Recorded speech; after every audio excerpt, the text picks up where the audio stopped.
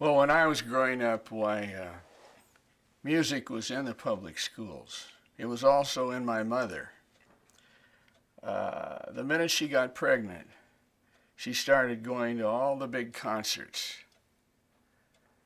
And she was a violinist, and she played her violin, and it was all going right in here. It was just amazing because she was really determined that I was going to be a musician. And my dad, who was a former champion boxer, wanted to be sure that I wasn't a sissy. So he had a pair of gloves on me, boxing gloves, from the time I can remember. So those were the two things in my life. And mother, oh gosh, I remember when I was just 2 or 3 years old, I had a room upstairs, and I'd sit on the top of the stairs, and mother would bring in her orchestra. She was an orchestra conductor as well. And I'd sit there and listen to them at night. And that meant so much to me. And of course, when I got to school, I'm going to mention a name that none of you have ever heard of probably. Walter Damrosch was the conductor of the New York Philharmonic. And every week, we had to sit there at our desk with our head sometimes I went to sleep a couple of times. But we'd listen to Walter Damrosch and the orchestra for a half hour, and they'd play all the things that kids like, da-da-dum, da-da-dum, da-da-dum, dum-dum, all those. And I got a tremendous education in music that way. And that's the one thing that I see missing today. Kids are not exposed to anything really except hip-hop, rap, rock and roll. And the problem with that is that when kids get to be teenagers, they all want to rebel. They don't want to hear all the great music. They want to do something that their parents didn't do. In most cases, they want to rebel. I certainly did. And by then, it's awfully hard to get to them with what I call good music. Now, rap is very interesting because some of the lyrics are interesting. But when those puberty glands start flowing about 14 or 13 or 14, why the kids just want to rebel and they just are not really interested in music. And that's the big thing I find wrong with rap, is the music, not the lyrics. Some of the lyrics are very interesting and very creative, believe it or not.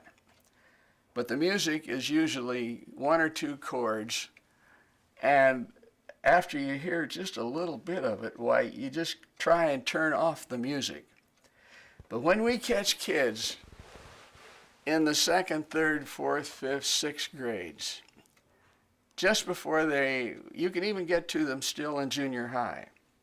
But as I say, the minute those puberty glands start going, it's awfully hard to get to the kids. And that's the thing that we had when I was growing up, is that we were exposed to the classics and a lot of good music. And we had it in the schools, which we don't now. As you know, I played for 8 presidents.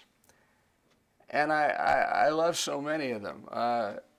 Ronald Reagan and I started out in the same radio station in Des Moines, Iowa. He was the sportscaster, Dutch Reagan. And I was a kid piano player because I'd won all the contests and they gave me my own show. And I loved the guy.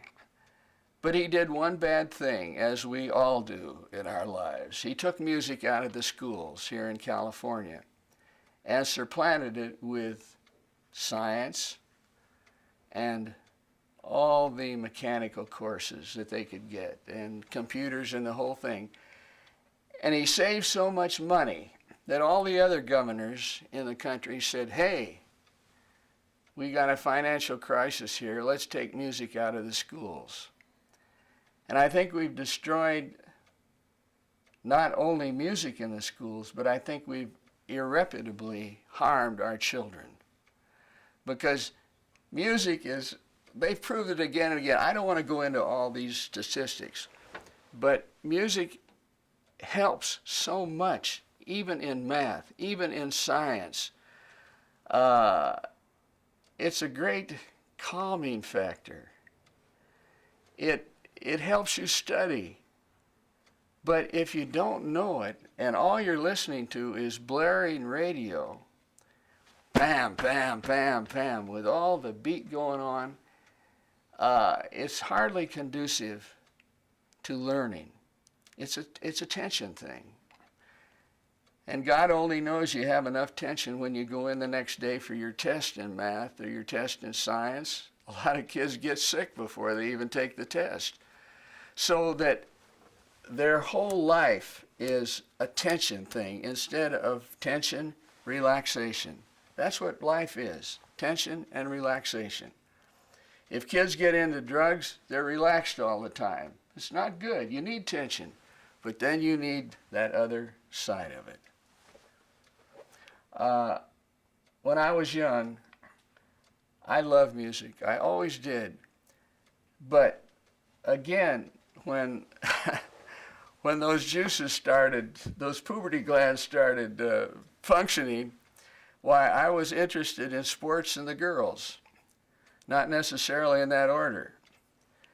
And I went out for all the sports, and I played at that time 13 different instruments, none of them too well, but anything I picked up I could play. I had a great ear. In fact, my daughter accuses me of having a photographic ear because I know about 10,000 different songs now and can play them in practically any key. And it was so easy for me that I just decided, what the heck, I'm going out for sports. I want to be a big guy with the women.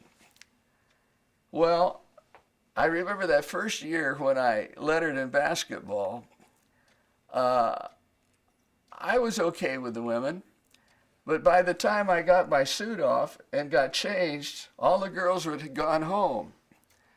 But when I went into the auditorium and started playing the piano, why, the chicks just came from all directions listening to me.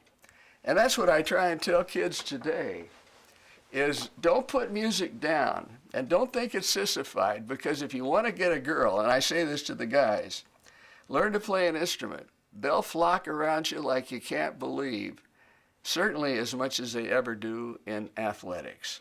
At least that's my opinion, and that's what happened to me. So finally, when I stopped athletics, I did so because I realized that I was really not good enough to be a professional athlete. And I thought, well, what do I do? And of course, music was staring me right in the face, but it was so easy for me. And I think that's the thing in life with so many young people. If we know what is easy for us, we discount it. We always are looking at the other guy. Oh, he's great at math. The grass is always greener on the other side. And we try and be like them instead of cultivating what is in us. And I remember the day I sat down and said, hey, Raj, what are you going to do with your life? Well, the only thing I'm really good at is music. Well, how do I get to be the best in music? Well, to be better than the best, you have to work harder than the best. And I found that all the champions I know, all the people that have really been successful in life, to be the best, they've worked harder than the best. I don't know an easier way. And I know one other thing. Winners do things that losers don't like to do. I remember when I sat down, I thought, what are the things I don't like to do that could really make me a big winner? Well, first of all, I didn't like to practice. I wanted to play. I love to play, and that's to practicing. So I finally decided, if I really want to be a big star, I'm going to have to get down to basics of practice. And to me, the basics of practice were things like this. see if I can play it for you. It's very difficult to play.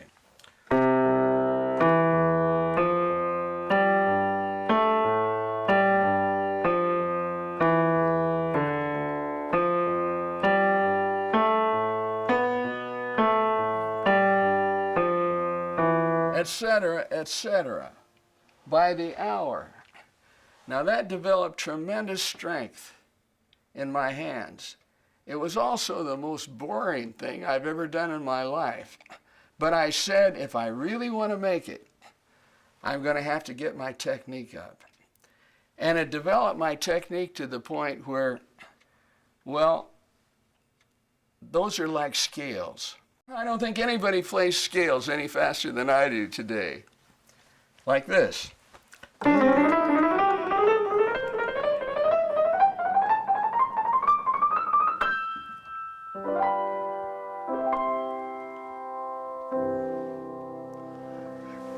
Second thing I didn't like to do was I'd always gone out for sports.